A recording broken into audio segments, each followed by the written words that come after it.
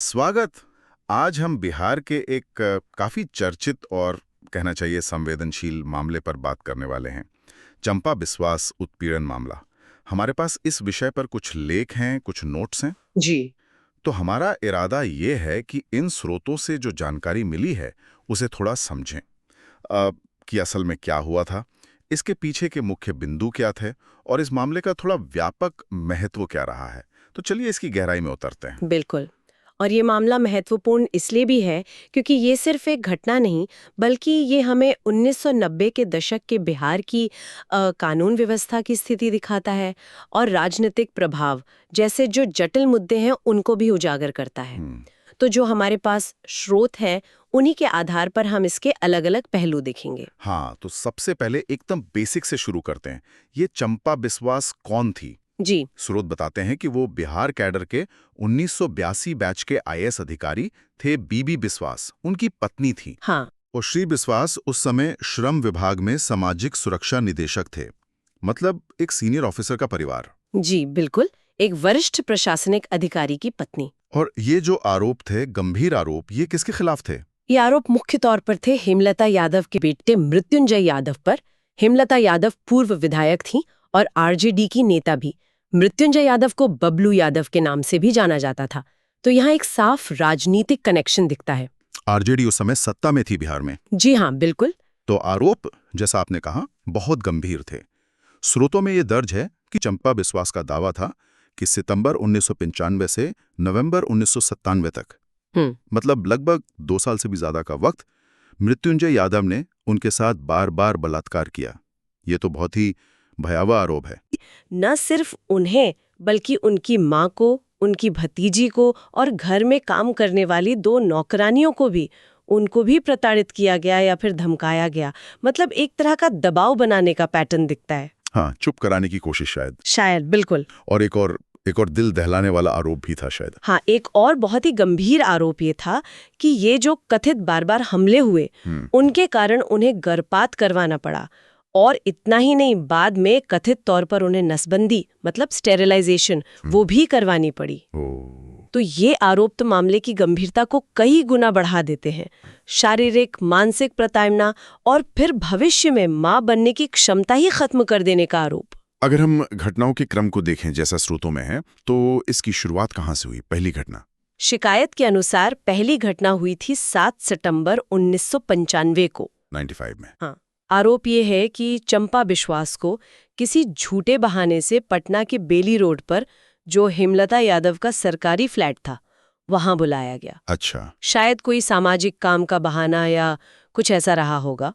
और वहीं पर कथित तौर पर पहली बार हमला हुआ। और जैसा हमने पहले भी कहा, ये कोई एक आध बार की बात नहीं थी। ये सिलसिला नवंबर 1997 तक चला। जी। 2 साल से ज्यादा। ये अवधि अपने आप में चौंकाने वाली है कि इतने लंबे समय तक ये कैसे। बिल्कुल, ये अवधि ही दिखाती है कि ये कोई अचानक हुई घटना नहीं, बल्कि एक लगातार चलने वाला उत्पीड़न था, जैसा आरोप है। और इतने लंबे समय तक किसी सीनियर अधिकारी की पत्नी के साथ ऐसा होते रहना, वो उस समय की कानून व्यवस्था पर और अपराधियों के हौसलों पर भी सवाल खड़े करता है। तो फिर इसके बाद कानूनी कार्रवाई या शिकायत की तरफ कदम कब बढ़ा?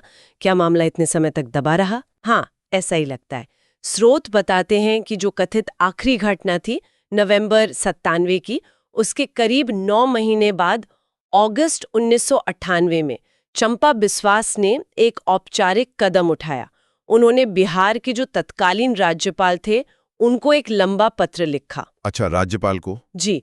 उसमें उन्होंने अपने साथ जो भी हुआ उसका पूरा ब्यौरा दिया, आरोपियों के नाम लिए और न्याय की मांग की। राज्यपाल को पत्र लिखना ये भी शायद दिखाता है कि स्थानीय पुलिस या प्रशासन पर शायद भरोसा। बिल्कुल, शायद वो एक तरह से आला स्तर पर अपनी बात पहुंचाना चाह रही थी। तो राज्यपाल को पत्र लिखने के बाद क्या हुआ? क्या एक्शन हुआ? न्याय की प्रक्रिया कैसी रही? देखिए, प्रक्रिया तो धीमी ही रही, जैसा अक्सर होता है। पत्र के बाद मामला पब्लिक हुआ, जांच शुरू हुई, लेकिन एक महत्वपूर्ण मोड़ आया फरवरी 2002 में। 2002 में, करीब 4 साल बाद। हाँ, उस तारीख को पटना की एक विशेष सीबीआई अदालत ने इस मामले में अपना फैसला सुनाया। और क्या था वो फैसला? निचली अदालत ने, मतलब सीबीआई कोर्ट ने, आरोपों को गंभीर माना और हेमलता यादव और उनके बेटे मृत्युंजय यादव उर्फ बबलू यादव दोनों को दोषी करार दिया। दोनों को? जी। दोनों को, और सजा भी सुनाई। तो ये उस समय एक बहुत बड़ी खबर थी। लगा कि चलो न्याय हुआ। हाँ, एक प्रभावशाली राजनीतिक परिवार के सदस्य दोषी पाए गए। लेकिन कहानियां खत्म नहीं होती है ना, अपील तो हुई होगी। बिल्कुल, यहीं पर मामला फिर पलट गया। निचली अदालत के फैसले के खिलाफ यादव परिवार किया पटना हाई कोर्ट, अपील दायर की। और कुछ समय बाद हाई कोर्ट ने सुनवाई की और अपना फैसला दिया। और वो फैसला क्या था? वो फैसला निचली अदालत के फैसले से बिल्कुल उलट था। पटना हाई कोर्ट ने सीबीआई कोर्ट के फैसले को रद्द कर दिया। रद्द कर दिया? मतलब हेमलता यादव और मृत्युंजय यादव दोनों को इस मामले में बरी कर दिया गया। दोष सिद्धि को पलट दिया गया, बरी कर दिया गया। ये तो बहुत बड़ा उलटफेर है। निचली अदालत दोषी मान रही है, हाई कोर्ट बरी कर रही है। स्रोत कुछ बताते हैं कि क्यों पलटा फैसला? सबूतों की कमी या?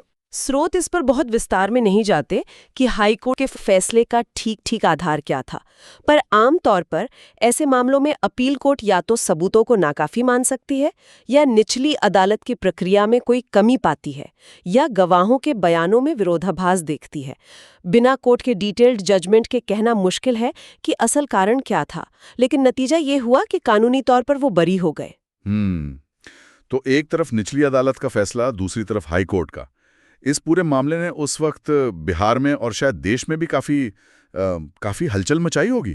निश्चित रूप से ये मामला सिर्फ एक क्रिमिनल केस या कानूनी लड़ाई नहीं रहा। ये बिहार में जो 1990 का दशक था, खासकर कानून व्यवस्था के लिहाज से, उसका एक प्रतीक बन गया। उस दौर को अक्सर जंगल राज कहा जाता था। हाँ, ये टर्म काफी इस्तेमाल होता था। जी, एक ऐसा समय जब कहा जाता था कि कानून का डर कम हो गया है, अपराध बढ़ रहे हैं, खासकर राजनीतिक संरक्षण वाले अपराध। तो ये मामला उस धारणा को जैसे पुष्ट करता हुआ दिखा। जंगल राज का प्रतीक, ये अपने आप में बहुत कुछ कहता है। मतलब इसे सिर्फ एक व्यक्ति के साथ हुए अन्याय की तरह नहीं, बल्कि एक बड़े सिस्टमिक फेलियर, मतलब व्यवस्था की नाकामी के तौर पर देखा गया। बिल्कुल। ये कई गंभीर सवाल खड़े करता है। पहला, राजनीतिक रसूख का असर। क्या पावरफुल लोग या उनसे जुड़े लोग कानून से ऊपर हैं? दूसरा, लॉ एनफोर्समेंट एजेंसीज की भूमिका, क्या वो बिना दबाव के काम कर पा रही थीं? तीसरा, न्याय प्रक्रिया की जटिलता और उसमें लगने वाला वक्त। और सबसे बड़ी बात, ये पीड़ित की सुरक्षा और न्याय तक उसकी पहुंच पर सवाल उठाता है। यहाँ पीड़ित कोई आम नागरिक नहीं, बल्कि एक सीनियर आईएएस अफसर की पत्नी थी। अगर उनके साथ ऐसा हो सकता है और न्याय पाना इतना मुश्किल हो सकता है, तो फिर एक आम आदमी की क्या स्थिति होगी? ये सवाल बहुतों के मन में था तब। सही बात है। आपने न्याय में देरी और जटिलताओं की बात की।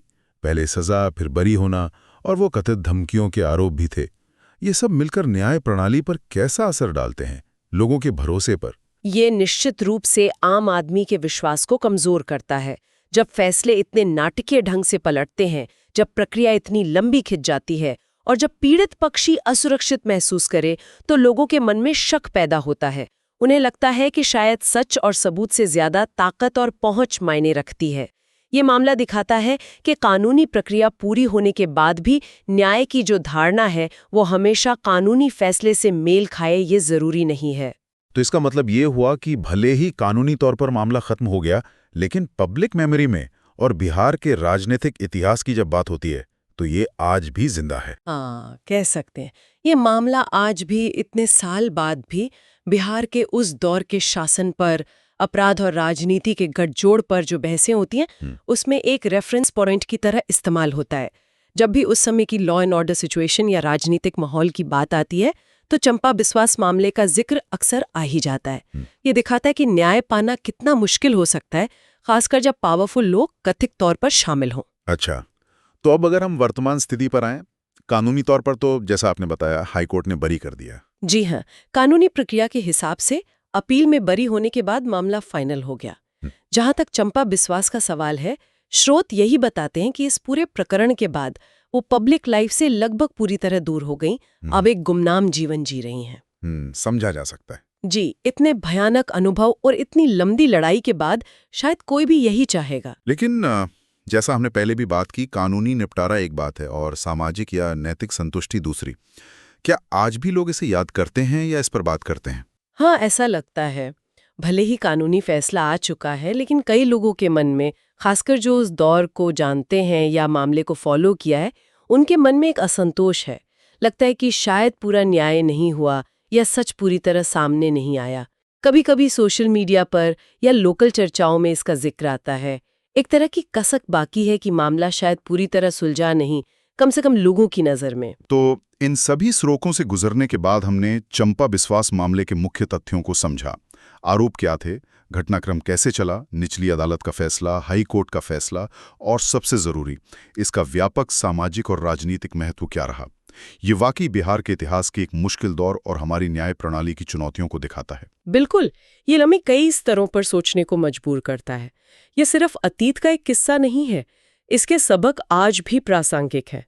जब न्याय की प्रक्रिया इतनी जटिल हो सकती है, इतनी लंबी और बाहरी प्रभावों के प्रति इतनी संवेदनशील हो सकती है, तो एक आम नागरिक व्यवस्था में अपना भरोसा कैसे बनाए रखें? ये एक बहुत बड़ा सवाल है। बिल्कुल, और ये हमें उस आखिरी विचार की तरफ ले जाता है जिस पर शायद हमारे श्रोताओं को सोचना चाहिए। हाँ, देखिए, स्रोत सीधे तौर पर इस पर बात नहीं करते, लेकिन ये सोचने लायक बात है कि इस तरह के जो हाई प्रोफाइल मामले होते हैं, जिनका कानूनी नतीजा चाहे जो भी हो, वो समाज के सामूहिक विश्वास पर, कानून के राज की धारणा पर और पीड़ितों के न्याय पाने के भरोसे पर क्या स्थायी असर डालते हैं। क्या ऐसे मामले सिस्टम में सुधार की जरूरत को दिखाते हैं या फिर वो निराशा और शक को बढ़ाते हैं?